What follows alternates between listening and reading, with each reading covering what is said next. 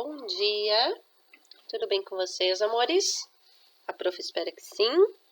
Essa semana, na disciplina de Geografia, nós vamos continuar a nossa correção e a retomada de conteúdo da semana passada, ok? Lembrando que é importantíssimo que o caderno de vocês esteja em dia, que vocês não estejam acompanhando somente aqui pelo vídeo, mas que estejam com o caderno na mão, o livro. Revisem os conteúdos, tá?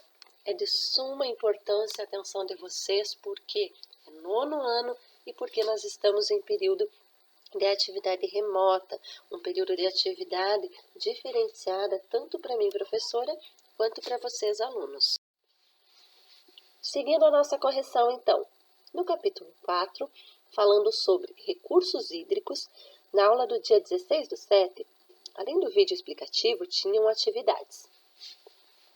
Que tipo de problemas a escassez da água pode causar em uma região ou sociedade? Então, a distribuição da água é um problema de poder, é por isso que há conflitos mundiais pela posse de água. Pois se a água é um bem essencial, a falta dela terá impactos sociais, econômicos e ambientais. São exemplos: esvaziamento das cidades, baixa produção agrícola e industrial, falta de emprego, entre muitos outros. Então, indispensável, acho que essa questão aqui todos vocês devem ter acertado. Quem não acertou ou quer completar, dá um pause aqui no vídeo e complementa a questão. Próxima, que vocês também deveriam copiar e responder no caderno. Quais as medidas que podem ser tomadas para garantir a qualidade desse recurso natural? Qual recurso? A água. Para as futuras gerações, é uma resposta pessoal, porém é preciso conscientizar as pessoas que, apesar da quantidade de água que existe no planeta, nem toda ela pode ser consumida. Por isso, a água deve ser vista como um bem que precisa ser preservado. Seu uso deve ser racional, ou seja, um uso consciente. Nós não devemos desperdiçar o que nós pudermos reutilizar de água, por exemplo, em tambores, água de chuva, montar um sistema onde as calhas possam estar escoando dentro de bujões, onde a gente possa utilizar essa água para lavar calçadas, carro, utilizar a água que foi lavado roupa para também fazer esse tipo de limpeza mais pesada. Então, eu acredito que são pequenas atitudes que fazem toda a diferença. Tomar um banho mais rápido, tomar um banho céfalo-caudal, ou seja, que começa da cabeça para a ponta dos pés, auxilia.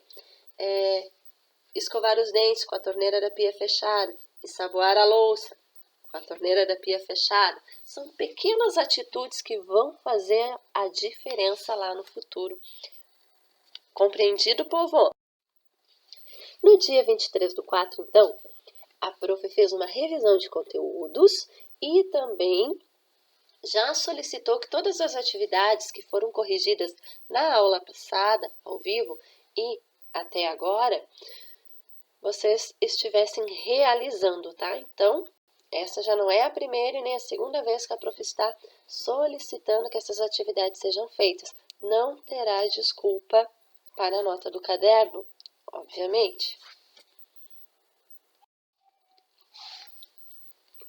Dando continuidade, capítulo 5, conteúdo Fronteiras, Estados e Nações do Mundo. No dia 30/4, além do vídeo explicativo, as atividades semanais eram ler o texto da página 103 do livro, que fala sobre o povo curdo, e realizar no caderno a atividade solicitada no mesmo. Qualquer atividade, escrever um texto.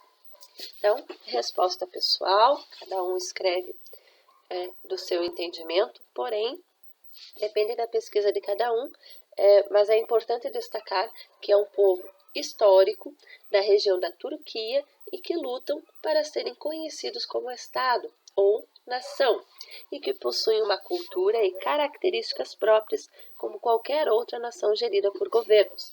Eles são um povo que Não é nem estado, nem país, nem nada. É um povo nômade que vive naquela região e eles não têm uma liderança, eles não têm um governo, eles não têm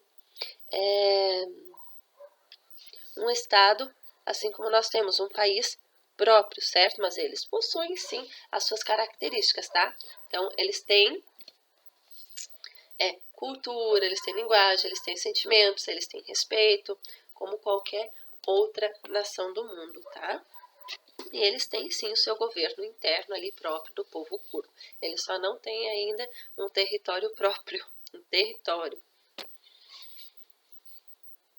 Seguindo, realizar leitura do capítulo 5 até a página 110, leitura individual. Quem não fez, corre lá. Quem já fez, mesmo assim, reler, que é importante, tá? Nono ano, vocês precisam ter o conteúdo fresquinho na mente. Próximo. Copiar e responder no caderno a questão 2 da página 105 do livro de Geografia. Vamos lá para a página 105, então. Questão 2 fala o seguinte. Observe um mapa da América Latina e faça uma lista com o nome dos fenômenos naturais que estabelecem as linhas de fronteiras entre o Brasil e os países vizinhos, ou seja, recursos naturais que estabelecem fronteiras ou fenômenos. Então, nós temos a floresta amazônica, nós temos rios, como, por exemplo, o Rio Paraguai, Rio Paraná, a Serra de Pacaraimá, no Planalto das Guianas. Desculpa, tá, pessoal? O prof engasgou aqui, me perdoe. Mas, enfim, nós temos a Serra e também aqui muito próximo nós temos outros rios, como, por exemplo, o Rio do Peixe, que estabelece limites entre uma cidade e outra, tá? São pequenos fenômenos naturais que a gente pode utilizar, assim como fronteiras. Não são fronteiras construídas pelo homem, e sim fronteiras que foram utilizadas de recursos naturais. No capítulo 5 ainda, né? Questão 1. Copie em seu caderno a definição de blocos supranacionais ONU e OMC. O que é blocos supranacionais? Lembra que a gente falou bastante sobre a questão dos blocos econômicos e da importância que tem essa junção? Então, eles correspondem à união de países distintos, mas com interesses comuns de crescimento econômico e social, reduzem conflitos comerciais entre países e, ao mesmo tempo, dão maior força competitiva a um bloco, frente a outro bloco, e há países que competem isoladamente pelo mesmo mercado. ONU, Organização das Nações Unidas, já devem ter ouvido muito falar, né? Então, esse sistema surgiu da necessidade de se criar um organismo internacional que intermediasse os conflitos entre as nações, evitando que crises entre países acabem em guerra. E a OMC, Organização Mundial do Comércio, foi instituída em 1995 e a sua missão é supervisionar o comércio mundial e assegurar que as relações comerciais entre países membros ocorram em liberdade e igual condições. Galerinha 2, pensando que logo estarão realizando provas oficiais e processos de seleção utilizando seus conhecimentos, porque vocês são nono ano. Vamos praticar? Escreva um texto enfatizando a importância da Organização Mundial do Comércio. Aqui uma resposta pessoal.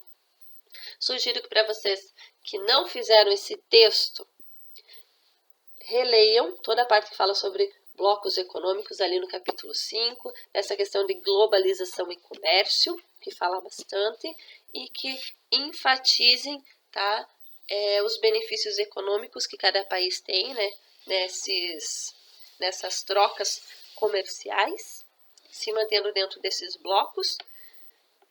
Lembrando que é um texto pessoal, E é bem importante, quem fez essa atividade, que eu me lembro que teve várias pessoas que fizeram e quiser refazer, refaz, pessoal, tá? Porque normalmente são questões, inclusive texto, assunto, que sempre cai nos simulados, que sempre vai cair aí em provas importantes, ok?